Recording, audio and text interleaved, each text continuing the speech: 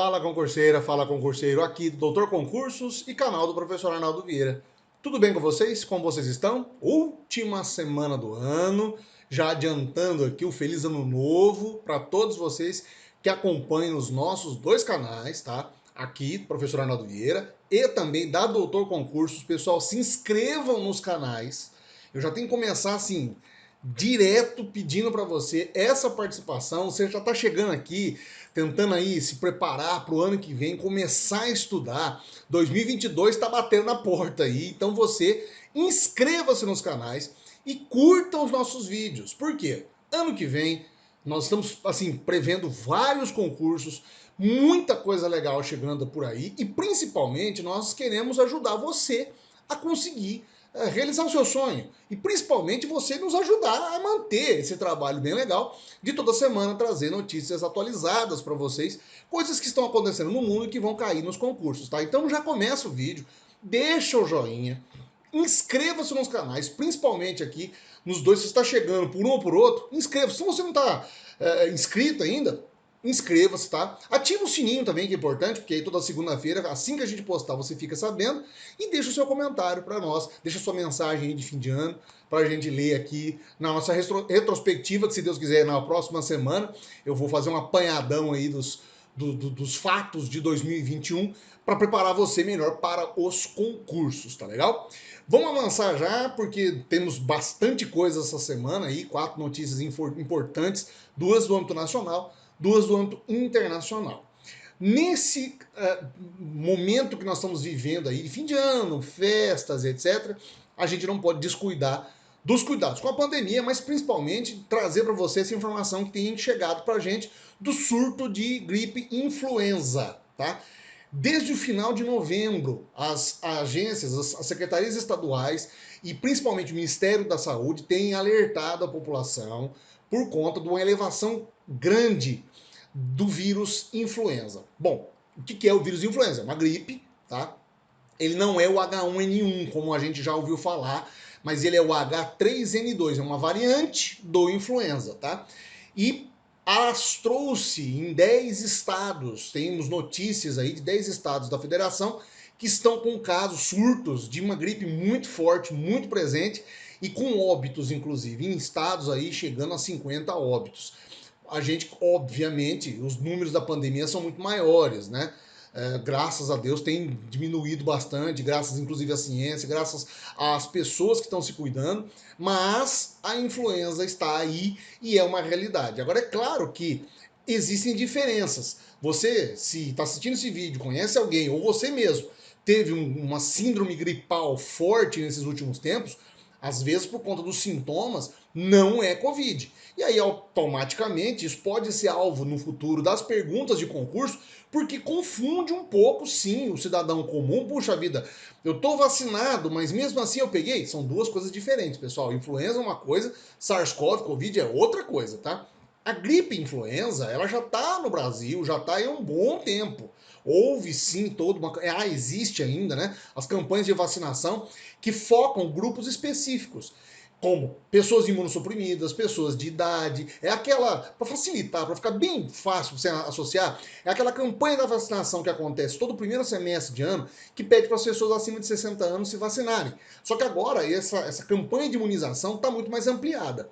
O que aconteceu esse ano, e as diferenças são do seguinte: por conta da utilização do número de máscaras, os dados da utilização da máscara em si, os números de 2020 ficaram muito abaixo do esperado. Claro, porque há uma espécie de defesa natural, porque o vírus não se propaga. Mas existem diferenças. Por exemplo, o influenza causa como sintomas, isso é importante você saber, porque pode cair nos concursos, tá?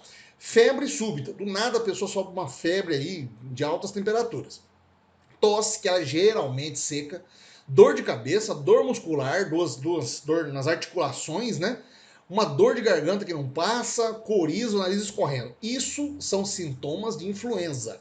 Sintomas de Covid são um pouco diferentes, tá? Você vai ter a febre, a tosse seca, cansaço, só que aí caracteriza-se pela perda do paladar e pela perda do olfato. Com as variantes, incluíram algumas outras características. Por exemplo, no caso da variante, principalmente a indiana, né? nós tivemos a presença de coriza, espirros, dor de garganta e de cabeça, principalmente. Principalmente, que são características dessa variante, no caso, a Delta, que seria. Já a variante Ômicron, que ainda não existem dados suficientes, né, ela apresenta um índice muito grande de cansaço. A pessoa que está com o Ômicron relata muito cansaço, um cansaço que não passa. É uma outra característica. O fato é que o caso do influenza, o vírus de influenza, está atingindo sim uma parcela considerável da população e com quadros muito virulentos de gripe, gripes muito fortes. As pessoas estão relatando que, claro, o índice de óbito é muito menor, graças à ciência, graças aos tratamentos, mas não podemos deixar a peteca cair. Por quê? Porque um leito de hospital fica ocupado, porque a pessoa está lá num leito de internação, e principalmente porque se você não cuidar, você vai avançar para um quadro grave. E aonde que reside a diferença em relação aos números, como eu acabei de falar para vocês? A utilização das máscaras. A máscara ela é um bloqueador natural da transmissibilidade do vírus pela via oral. Como as pessoas do ano passado, até o final de 2020, estavam assim usando máscara constantemente, até porque nós não tínhamos nenhum sistema vacinal, né, para a Covid, então automaticamente os números caíram bastante em relação aos anos anteriores. Só que agora, em 2021, com o relaxamento das condições, com as aglomerações que estão acontecendo, mesmo porque as pessoas estão vacinadas, as pessoas estão tirando as máscaras e automaticamente a contaminação pela gripe é mais comum, é mais frequente. É uma informação que tem uma certa relevância dentro desse quadro geral que nós estamos vivendo aí de saúde e você precisa estar preparado para responder questões desse tipo. Na sequência, e aí eu tenho que pedir já, avisar, alertar, porque não é objetivo meu aqui no canal, pelo amor de Deus, entrar em alguma discussão ideológica, até porque, como eu sempre digo nos vídeos, você que acompanha o canal aqui sabe do que eu tenho falado, eu não acredito que questões ideológicas pautem as questões de concurso. Mas o fato é que as informações que têm chegado para nós nessa questão da campanha de vacinação para as crianças, né, crianças de 5 a 11 anos de idade, ela tem tintas ideológicas por trás disso. Mas eu não vou entrar nessa discussão. O fato que eu quero tratar aqui é sobre o desencontro de informações e esse impasse que tem acontecido nas autoridades sanitárias em relação ao Ministério da Saúde, tá? Na semana passada eu trouxe para vocês o vídeo, a informação, inclusive foi da semana, falando que a Anvisa tinha então liberado a utilização de uma outra vacina, né, da Pfizer, que estaria autorizada para aplicação em crianças de 5 a 11 anos. O governo ainda, o Ministério da Saúde, não tinha, e como ainda não fez, anunciou ainda o Plano Nacional de Imunização. Por conta disso, houve uma sequência de fatores. Principalmente foi o seguinte: o Ministério da Saúde informou que precisava de mais dados, precisava dos relatórios para começar a planejar essa campanha de vacinação. No meio dessa semana que passou, na semana passada, a Anvisa enviou a documentação, então, ou seja, já pegou a batata quente e colocou no colo do governo. Nisso, vários infectologistas, veículos de imprensa começaram então a entrar nessa discussão se havia ou não algum tipo de ingerência do governo ou de uma espécie de morosidade proposital do governo, até que se estabelecesse a campanha de vacinação para as crianças. O que acontece foi a Associação, né, Nacional, o Conselho Nacional dos Secretários Estaduais de Saúde faz então uma recomendação no final da semana passada, publica uma carta direcionada às crianças do Brasil, dizendo que então não vão exigir nenhum tipo de prescrição médica. Por quê?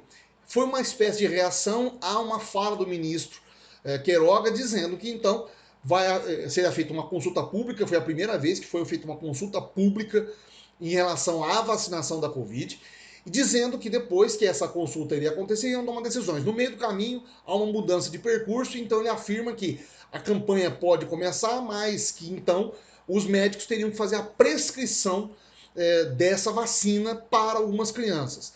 Claro que isso gerou uma série de controvérsias, e aí as críticas todas que possam ser feitas ao Ministério da Saúde, que culminou, inclusive, na publicação dessa carta do CONAS, que é esse Conselho Nacional dos Secretários de Saúde, dizendo que não, nós não iremos exigir. Por que isso acontece? Porque a determinação do Ministério da Saúde não pode sobrepor a decisão dos estados e municípios, como já foi inclusive garantido desde o começo da pandemia pelo Supremo Tribunal Federal. Então os estados estão dizendo o seguinte: olha, nós não vamos exigir nenhum tipo de prescrição médica através dessa cartinha que vocês estão vendo agora aqui na reportagem, dizendo que precisava de um médico para escrever. As críticas são as mais variadas possíveis, principalmente, por exemplo, de que muitas famílias não têm a menor possibilidade, às vezes não têm acesso ao médico, para o médico prescrever uma vacina para uma criança de 5 a 11 anos. O ministro Lewandowski, inclusive, fez uma cobrança oficial do Supremo, perguntando, questionando ao Ministério do porquê é que então o Ministério está exigindo essa prescrição, essa receita médica, e aí os embates de bastidores que a gente sabe que acontecem no ambiente político. Fato é que agora, objetivamente, tratando aqui na questão dos concursos, a questão da vacinação infantil é uma questão ainda muito delicada por vários aspectos, mas principalmente por conta das questões ideológicas. Eu acho que isso não vai ser foco dos concursos, mas eu preciso tratar isso com vocês. Mas o que fica de verdade é que há sim agora uma autorização da Anvisa para a aplicação de uma vacina específica da Pfizer para essas crianças. A dosagem é menor, mas que capacita essas crianças e garante a essas crianças uma proteção contra a Covid e suas variantes. Isso é importantíssimo você saber. Os bastidores é algo que a gente são informações que vêm correlacionadas a esse fato. Acho, inclusive, importante você conhecer os bastidores também e acompanhar essas modificações que vão acabar acontecendo aí nas primeiras semanas de 2022. Vamos esperar, então, que haja inclusão no Plano Nacional de Imunização, uma ação para a vacinação em massa das nossas crianças em relação à Covid no Brasil. Uma vez que grande parte dos adultos já estão pelo menos com as 2 vacinas tomadas, né? Já partindo para a terceira e as crianças não tomaram nenhuma, que isso aconteça e proteja as crianças também, tá legal? Âmbito internacional, pessoal. Eleições no Chile. O candidato da esquerda lá, o Gabriel Boric, acabou ganhando no segundo turno do José Antônio Cast, que era um outro candidato já de um partido de direita. Essas posições ideológicas lá são muito prementes, né? São muito à flor da pele. O Chile é um país que tem uma história muito triste, às vezes, na questão do período ditatorial que eles tiveram, que termina em 1990. Enfim, todo um contexto ali, mas que culmina hoje na eleição de um dos presidentes mais jovens de todo o planeta. Né? O Gabriel Boric tem 35 anos, né? É o limite da constituição deles lá. O Boric acaba ganhando, inclusive, com um total aí de quase 55, quase 56% contra 44% do Cast. O que foi uma grande surpresa, porque os analistas internacionais estavam prevendo que poderia haver um segundo turno muito apertado, uma diferença muito pequena. Na verdade, não, foi uma margem considerável.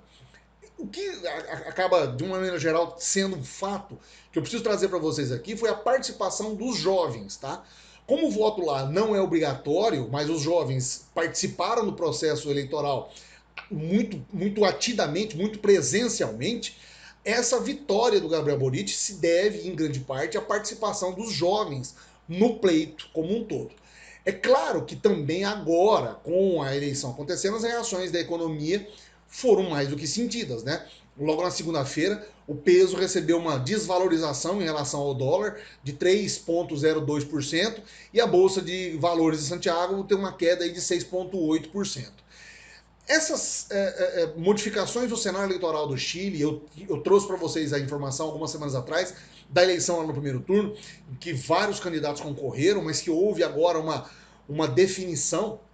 Elas estão vindo crescendo, né? A situação política lá, com o Sebastião Pinheira, que é o atual presidente, que sofreu um processo de impeachment, mas que agora vai terminar o mandato em março. Há um processo também de atualização da Constituição, e que isso vai cair no mandato do Boric. De uma maneira geral, são reflexos ainda do fim da ditadura, de uma mudança de postura dentro do Chile e de uma nova roupagem ali, porque é a primeira vez em muitos anos que a esquerda retoma o poder no país.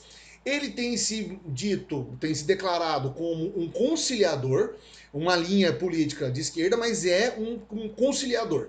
E que tem agora algumas missões, principalmente resolver o problema da previdência no país, além dessa questão da Constituição. Lembrando também que o Chile recentemente também foi o primeiro país que aprovou o casamento paritário, ou seja, os direitos dos casais homoafetivos de terem os mesmos direitos na adoção de crianças, na determinação aí de bens dos casamentos de pessoas do mesmo sexo, enfim. É um país que tem se mostrado uma vanguarda em algumas discussões sociais, mas que agora, com a eleição do Boric, tende a estabelecer algumas novas bases aqui na América Latina, principalmente na América do Sul, nesse viés, nessas mudanças que estão acontecendo, principalmente entre posicionamentos de direita e esquerda. Isso talvez não caia especificamente nos concursos, mas é uma atualidade muito importante que você saiba, porque a vida latina acaba sendo alvo, às vezes, de várias questões de concurso, mas também porque houve uma influência direta da população desde 2019 contra várias manifestações, várias repressões do governo. Vocês estão vendo algumas imagens, porque houveram várias retaliações e vários ataques, vamos dizer assim, recrudescimentos contra as manifestações populares lá. Os estudantes foram especificamente às ruas pedindo uma mudança no sistema educacional do Chile. Então, há um contexto todo político que tem acontecido lá e que é importante nós estarmos preparados para responder questões de concurso sobre isso, tá legal? Vamos continuar trazendo outras informações para vocês sempre que tiver uma novidade, tá legal? E eu sempre falo, né? Esse ano para mim foi um ano interessante também nesse aspecto espacial, notícias voltadas à tecnologia espacial, e eu sempre trago para vocês aqui. É a segunda semana consecutiva, na verdade, que no âmbito internacional nós temos uma grande notícia de vulto dentro da área da ciência internacional, da ciência espacial. A NASA lançou também no final da semana, em parceria com outras duas agências internacionais espaciais, a europeia e a canadense, o telescópio espacial James Webb. James Webb foi um dos pesquisadores e um dos técnicos da NASA durante, inclusive, os anos 60, quando o homem chega à Lua. Mas agora, esse telescópio que foi lançado, ele vem para revolucionar talvez tudo aquilo que a gente conheça e entenda dos nossos poucos conhecimentos ainda espaciais em relação à origem do universo. É um telescópio que vai demorar ainda um tempo, ele vai demorar aí alguns meses para ser totalmente montado. É um processo muito delicado de montagem, porque ele vai ser montado no espaço. Ele vai ficar numa órbita muito distante da Terra, ou seja, ele vai ficar ainda na órbita terrestre, mas ele vai ficar numa área muito privilegiada e de modo a ficar isolado dos raios solares para conseguir registrar imagens em infravermelho do universo e de estrelas, de grandes corpos celestes, e aí a gente está falando de objetos super distantes que estão ainda para serem estudados pela nossa ciência, mas com um objetivo claro. Primeiro que ele tem uma vida útil, espera-se que ele tenha uma vida útil de mais de 10 anos, né? E ele venha contrapor o telescópio espacial Hubble, que foi lançado nos anos 90. Houve um problema logo que ele foi lançado, o espelho não estava bem calibrado, mas depois ele acabou sofrendo uma modificação, inclusive no espaço, e conseguiu trazer imagens totalmente diferentes do espaço que até então nós não tínhamos. O James Webb vem agora para modificar e vem atualizar essas informações que foram descobertas pelo Hubble, mas principalmente ele tem uma outra pegada, vamos dizer assim, ele tem um outro viés. O Hubble, ele conseguia enxergar as luzes, ou seja, ele refletia e analisava através de tecnologias já na época extremamente avançadas, conseguia observar objetos celestes no espaço, mas ele não conseguia analisar a energia infravermelha. O James Webb é basicamente um telescópio de energia infravermelha. O que ele vai fazer? Ele vai conseguir enxergar radiações que estão emitidas por corpos celestes que, como nós sabemos, às vezes por conta da distância desses corpos, não estão mais nem lá mais. Teoria da relatividade de Einstein, né? A luz continua chegando até nós de corpos celestes que nem existem mais. E exatamente na origem dessa fonte luminosa é que a gente vai poder conseguir descobrir as origens do nosso universo e a história por trás do Big Bang. Ou seja, analisando a radiação que chega para nós até hoje, de lugares e fontes muito antigas, porque a luz demora para chegar até nós, nós conseguimos ter uma fotografia do passado. Quando nós olhamos o passado, quando nós olhamos o espaço, nós estamos recebendo luzes que chegaram até nós de planetas que estão muito distantes. Aqui são imagens do Hubble, que vocês estão vendo aqui, passando do lado de quando foi o lançamento do Hubble. E as imagens que ele conseguiu trazer para nós, que modificaram, às vezes, alguns conceitos que nós tínhamos.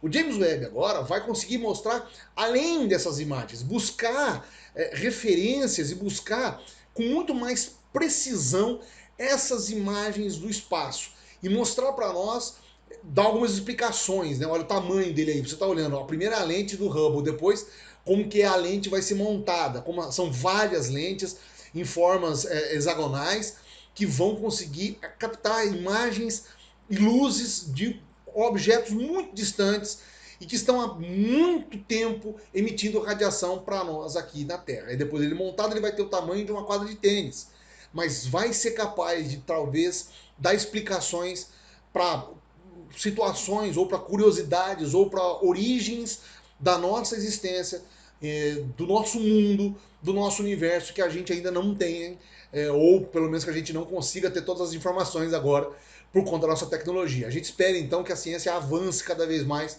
e traga essas informações que vão cair nos concursos para vocês, tá legal? Essas informações espaciais sempre são aquelas questõezinhas que saem quase no final, lá tem uma questãozinha perguntando de alguma coisa do espaço, alguma curiosidade, e é importante você estar preparado para responder essas questões, tá legal? Pessoal, é isso. Espero que vocês tenham gostado e que vocês estejam gostando dos nossos vídeos aqui. 2021 foi um ano muito legal, mas 22 está logo aí e a gente quer continuar esse trabalho junto com vocês, tá legal? Deixe então o joinha, inscrevam-se nos canais, tanto aqui, Doutor Concursos, quanto o meu, Professor Arnaldo Vieira. Deixe o seu comentário, deixe sua mensagem aí de ano novo, que no vídeo de semana que vem eu prometo que eu leio aqui as mensagens de todos vocês, tá legal? Um excelente 2022 para todos nós, com muita saúde, com muita união e que a gente tenha excelentes estudos nos próximos anos, no ano que vem e nos outros que virão, tá legal? Um grande abraço, pessoal, até semana que vem, valeu!